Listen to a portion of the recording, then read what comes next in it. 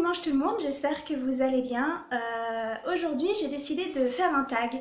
Je me souviens même pas de si j'en ai déjà fait sur cette chaîne. Mais vas-y, ruine mon intro, personne dira rien.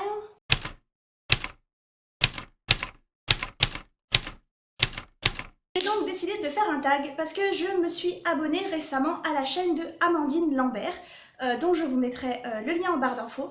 Je peux pas vous faire une grande pub de sa chaîne parce que justement je viens de la découvrir, je viens de m'abonner, j'ai bien aimé les quelques dernières vidéos qu'elle a postées et du coup je me suis dit que j'allais m'abonner pour en voir un petit peu plus, pour voir un peu plus de son travail.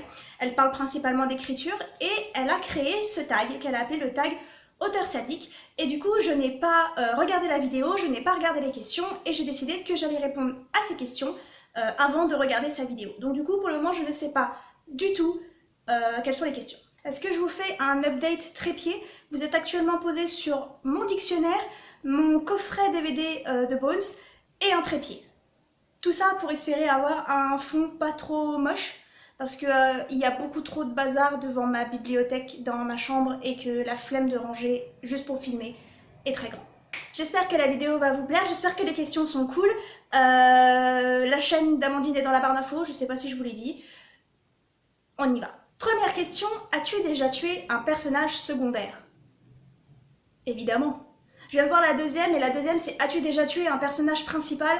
Du coup, on va dire oui aussi. La vérité c'est que j'écris pas des mondes qui permettent de garder tout le monde vivant. Je sais que ça énerve, je sais qu'il y a plein de gens qui sont contre cette idée-là et que... Enfin, pas contre cette idée-là, je saurais pas comment dire. Je crois que c'est Jenna Morrissey qu'on a parlé dans une dernière vidéo, je sais plus. Honnêtement, je sais plus, je vous dis sûrement une connerie. Enfin bref, il y a des gens qui pensent qu'on peut faire un bon roman de fantasy, un bon roman de science-fiction, un bon roman d'horreur sans que tout le monde meure à la fin, sans que tout ça. Je suis assez d'accord. Maintenant, déjà de 1, je fais ce que je veux. De 2, j'écris surtout, donc déjà sur des créatures surnaturelles qui se tapent sur la trogne pendant tout le bouquin, ou alors j'ai aussi cette obsession, on va dire, sur la fin du monde. J'écris beaucoup sur des univers qui arrivent à leur fin. Et des fois, à la fin du roman, le monde est sauvé. La plupart du temps, c'est pas le cas. Du coup, évidemment que tout le monde va mourir. J'écris des mondes apocalyptiques où des tonnes de créatures surnaturelles se tapent sur la tronche pour essayer de survivre. Si mes personnages survivent jusqu'à la fin, je trouve pas ça crédible. On va pas dire réaliste. J'ai vu un TikTok passer ou un Reels Instagram qui disait que je ne saurais pas le retrouver. Donc si jamais vous passez par là, monsieur, faites-moi signe. Ou si jamais vous voyez de qui je parle, je l'avais partagé en story Instagram d'un écrivain qui disait que notre roman n'avait pas à être réaliste, il avait à être crédible. Et en fait, je suis d'accord, c'est-à-dire que je sais pas si c'est réaliste que tous mes personnages meurent à la fin, je sais pas si dans la vraie vie c'est ce qui se serait passé, mais moi, dans mon roman, ça me paraît normal qu'il y ait des morts, tout simplement. Et puis j'aime bien. J'aime bien écrire les scènes d'assassinat, j'aime bien écrire les scènes où le personnage se fait empaler, j'aime bien écrire les scènes de mort. Ce sont des scènes qui véhiculent énormément d'émotions, ce sont des scènes qui véhiculent énormément de choses et qui sont très difficiles à écrire et qui également permettent aussi de faire véhiculer des émotions fortes chez les autres personnages. Donc pour moi, je dirais pas que c'est un passage obligé, mais il y a probablement un mort dans tous mes bouquins. Au moins un. Souvent 2. Question 3. As-tu déjà créé des personnages avec des cicatrices? Alors je vois pas trop en quoi ça c'est sadique, mais oui. Parce que les cicatrices, beaucoup de gens en ont. Ça fait partie de ce à quoi le corps des gens ressemble et... Voilà, tout simplement. Oui, j'ai des personnages avec des cicatrices. Alors je vais dire tout de suite, la question 4, je l'aime pas trop. As-tu déjà créé des personnages avec des handicaps à la naissance ou au cours de l'histoire? J'aime pas cette question parce qu'en fait, je vois pas où est le sadisme dans cette question. Les personnes handicapées existent et c'est pas sadique. C'est voilà, elles existent, ça arrive. Certaines sont nées comme ça, certaines ont des accidents. Et je n'arrive pas à avoir la notion de sadisme là-dedans. Étant une personne valide, je vais pas aller trop loin dans voilà, ce que je pense, tout ça, parce que je ne suis pas une personne concernée. Mais je pense que je pourrais comprendre qu'une personne concernée prenne cette question à cœur. Voilà, voilà. Est-ce que j'ai un personnage handicapé dans une de mes histoires? Oui. Dans ma tétralogie, j'ai un de mes personnages principaux qui tombe d'un toit à la fin du tome et qui du coup n'en ressort pas indemne. Maintenant, est-ce que c'était du sadisme? Non, pas du tout. C'était juste que je voyais pas comment il pouvait se relever de cette chute en fait. Et je suis bien consciente que ce texte devra sûrement passer entre les mains de Sensitivity Reader, voire même ne jamais être publié, parce que j'ai pas envie de faire quelque chose qui pourrait blesser des gens handicapés, j'ai pas envie d'écrire des conneries.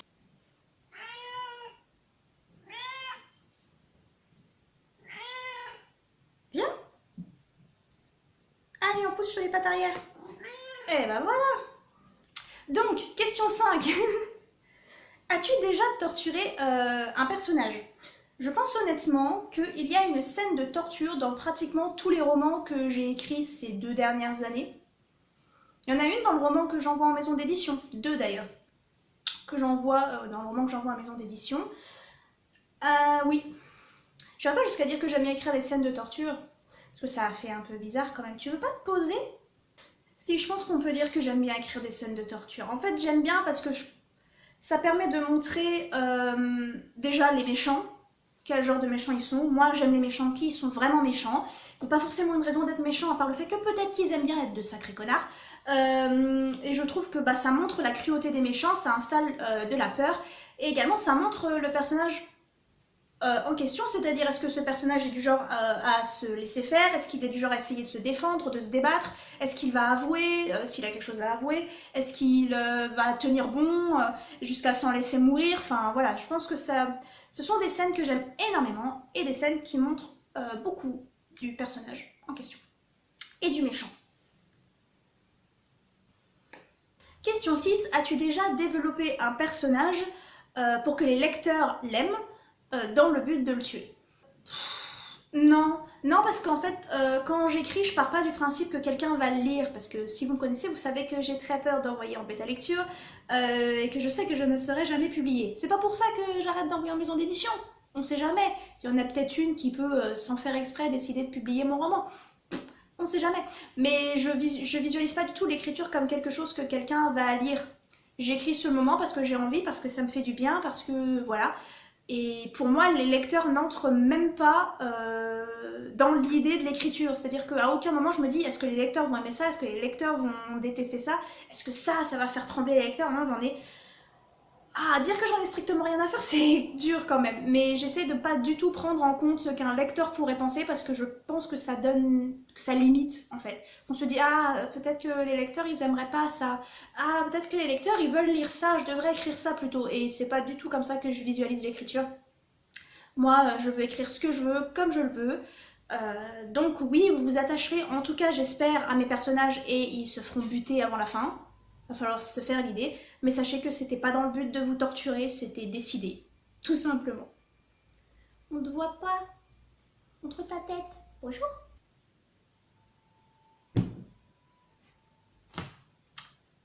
Tout ça pour ça. La question 7, as-tu déjà souri en imaginant les larmes de tes lecteurs et lectrices? La réponse est la même, non, je pense pas à vous quand j'écris. Non. J'ai déjà souri en lisant des commentaires de bêta lectrices, ça je trouve ça drôle, mais au moment de l'écriture, non. Vous n'apparaissez même pas dans mon esprit. Même mes bêta lectrices que je sais que si je leur demande de me lire, elles le feront certainement si elles ont le temps, je ne pense même pas à elles. Même pas. Vous n'existez pas quand j'écris. Le monde n'existe pas quand j'écris. T'as-tu déjà fait la remarque que tu étais un auteur sadique ou une autrice sadique en relisant ton propre roman? Non, je me dis que je suis une autrice de merde et qu'il faudrait que j'arrête d'écrire. Question suivante. As-tu déjà retiré des passages de ton histoire en te disant que c'était trop violent, trop méchant? Je ne me souviens pas. Je ne pense pas. Quand je retire un passage, c'est que je pars du principe que le passage ne sert à rien en fait. Pas au niveau violence ou méchanceté. C'est que le passage me gonfle ou qu'il apporte strictement rien à l'intrigue. Voilà. Question 10, as-tu déjà ajouté des passages encore plus violents? Si on parle niveau réécriture, oui. Du coup, dans ce sens-là, ça fonctionne. Ou alors j'ai déjà rendu un passage plus violent qu'il ne l'était déjà. Violent, ça dépend de ce que vous dites. Enfin si, il y a de la torture, des morts, du sang, tout ce que je supporte pas dans la vraie vie. Je vous jure, je me fais une coupure avec un bout de papier et je suis à deux doigts de m'évanouir. Par contre, il y a des scènes pleines de sang dans mes romans. Ça me fait rien. J'ai jamais été dégoûtée par un roman que j'ai lu. Si, petite interlude, du coup, ça se dit ça. Dans Gone, il y a un passage dans Gone de Michael Grant dont moi et ma soeur on se souviendra toujours. Si vous avez lu les Gone, pardon, il suffit juste que je vous parle d'un champ avec des vers. Cette scène-là, je m'en rappellerai toute ma vie. Donc as-tu déjà rajouté des passages plus violents? Oui, certainement. Certainement. Vous savez, moi, les réécritures, j'essaie de les virer de ma cervelle parce que je déteste ça. Ça me prend la tête, je me trouve nulle. Donc, du coup, je zappe les réécritures. Ma mémoire décide de retirer ces souvenirs de mon cerveau. Mais oui, j'ai déjà aussi rendu donc, des scènes plus violentes qu'elles ne l'étaient parce que j'estimais que c'était pas assez suffisant pour faire craquer un personnage, par exemple. Qu'il fallait vraiment aller jusqu'au bout. Question 11. As-tu déjà créé un antagoniste qui avait des pensées malsaines? Je sais pas ce que vous voulez dire par malsaine en fait. Je fais en sorte que mes antagonistes soient de sacrés méchants. Oh, ça fait peur dit comme ça. Mes antagonistes ont souvent les yeux plus gros que le ventre, ils veulent du pouvoir, ils veulent quelque chose en particulier, souvent en rapport avec le pouvoir, et ils sont prêts à tout pour l'obtenir, aussi bien à se perdre eux-mêmes. Et mes antagonistes étant majoritairement des hommes, et moi étant une femme vivant dans un monde patriarcal, même si on n'aime pas trop ce mot parce que oh là là là là là là, comment ose-t-elle se plaindre celle-là, je m'inspire de beaucoup de choses qu'on entend de la part de certains hommes dans la rue, par exemple, au travail, à l'école, enfin voilà. Je n'irai pas jusqu'à dire qu'il y a des sous-tons féministes dans mes histoires, quoique dans celui que j'envoie en maison d'édition, c'était un petit peu l'idée. Je sais pas si c'est ce que mes bêta-lectrices ont ressenti, parce que je pense que j'ai fait ça quand même de manière assez légère, pardon. Mais voilà, donc interprétez ça comme vous voulez. J'essaye de pas aller trop loin non plus là-dedans. Tout ce qui est par exemple viol, tout ça, je refuse d'écrire ça dans mes romans. J'ai déjà écrit des personnages qui au bout d'un moment disent dans un dialogue ou tout ça qu'elles ont déjà été harcelées sexuellement ou agressées sexuellement parce que bah ça fait malheureusement partie de la vie des femmes, mais je vais jamais loin là-dedans parce que je suis pas bien placée pour en parler déjà, et ensuite parce que j'ai pas envie de trigger qui que ce soit et que voilà, et j'ai pas non plus envie d'amener mes méchants jusque là parce que j'ai l'impression que dans la fantasy, s'il n'y a pas au moins un viol, et ben on estime que c'est pas de la fantasy. Non, messieurs, vous pouvez écrire de la fantasy sans que votre personnage soit violé et que ce viol soit la seule manière de l'endurcir. Non, c'est pas comme ça que ça marche. Je suis peut-être partie un peu loin là, je sais pas, dites-moi dans les commentaires. As-tu déjà créé un antagoniste psychologiquement torturé? Là non plus, j'oserais pas trop m'aventurer là-dessus parce que je sais pas trop ce que veut dire psychologiquement torturé. J'ai lu beaucoup de choses disant que les maladies mentales étaient utilisées pour justifier la méchanceté d'un antagoniste, que voilà, la schizophrénie par exemple, ce genre de trucs sont mal écrites pour justifier pour faire peur et pour justifier les antagonistes. Donc du coup, j'ai pas envie de dire déjà une bêtise et j'ai pas envie non plus de perpétrer ce genre de choses. Comme je l'ai dit, mes antagonistes en fait en général ils ont surtout soif de pouvoir. Ils ont surtout soif ils ont envie de quelque chose et ils sont prêts à tout pour l'obtenir. Et le fait qu'ils aient eu un passé difficile, par exemple, ne joue pas forcément là-dessus. En général, on ne connaît pas le passé de mes antagonistes. Et je pars du principe qu'avoir un passé difficile ne fait pas de vous un connard. Et ne justifie pas non plus les mauvais traitements. Tout simplement. C'est ok, vous avez eu un passé de merde. C'est horrible, c'est tragique, mais il y a énormément de gens qui ont eu un passé de merde et qui n'ont pas tué tout le monde.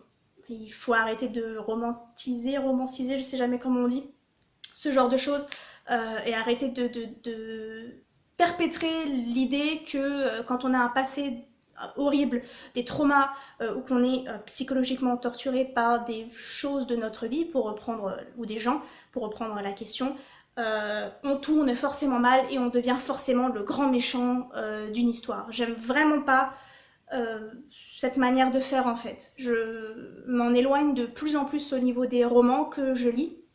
Donc voilà, je préfère avoir des méchants qui sont méchants juste parce qu'ils veulent quelque chose ou qui sont méchants juste parce qu'ils sont méchants et ne pas remettre ça sur voilà tout ce qui se passe là-haut parce que c'est pas forcément, c'est même pas du tout une excuse en fait. Ce qu'on a subi n'est pas une excuse. C'est horrible, tout ce qu'on veut, mais ça ne justifie pas un meurtre, un génocide, enfin tout ce que vous voulez. Voilà, parce que en plus c'est super insultant pour les personnes qui ont des maladies mentales de les traiter ainsi et même de se lire ainsi en fait. Ah, t'es d'accord? Et enfin, dernière question, question 13. As-tu déjà tué toute la famille d'un de tes personnages? En général, ils sont tous déjà morts avant le début. Ou en tout cas, on n'en parle pas. Parce que je sais jamais quoi faire des parents. Je sais jamais quoi faire de ce genre de personnage. Je sais qu'il y a plein de gens qui en ont marre dans le young adulte où le personnage principal est orphelin, ou le personnage principal est orpheline, ou voilà. Mais la vérité, c'est que en général, dans les livres young adultes, quand vous tuez pas les parents, vos parents servent à rien à l'histoire. Et si un personnage ne sert à rien à l'histoire, ça ne sert à rien de l'avoir dans l'histoire.